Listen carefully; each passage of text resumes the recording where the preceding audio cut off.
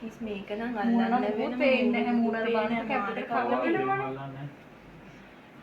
ඉස්සරහ එක්කෙනාගේ එකත් ගන්නවා පව් දෙයියනේ ඒ ආව හොයන්නවා පිළිහන් නැතුව ඔය ඇන්ටි හිටියා ඊට පස්සේ මෙතන වාඩි වෙලා. එයානම් ආවිත් නැද්ද කොහෙද කියන්නේ? ආවේ නැද්ද? ඊට සල්ලි කොහොමද දන්නේ නැහැ. එයාගේ සල්ලි මේ ගන්න බෑ කියලා තමයි කිව්වේ. ඉතින් ගන්න බැරි යා මුලින්ම අන්න අර පින් නම්බර් එක පෙන්නනවත් එක්ක මිස් උඩයි යන්නේ.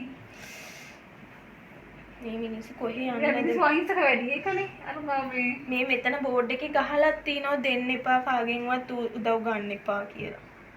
රටේ ඔය පාවිච්චි කරනවානේ. හරියට මෙතන වෙන්නේ මේ වගේ දේවල්. මේ මෙයාම තමයි ගිය පාරත් ආවේ. මේ වගේ කිව්වද? ඔව් ඔය ඇඟම. ඔන්න දැන් ඔයා එනවා.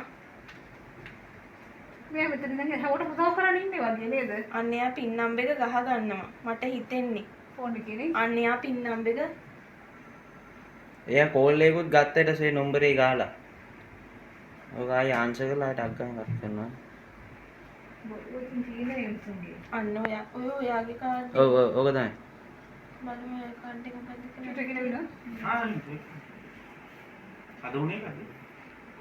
ඊයේ. ඊයේ. මේ හවුස් අන්න ඒකත් මාරු කරනවා. ඔයාගේ කාඩ් එක නෙමෙයි ඔය තියෙන්නේ. ඔයා තියාගෙන මාරු කරන්නේ.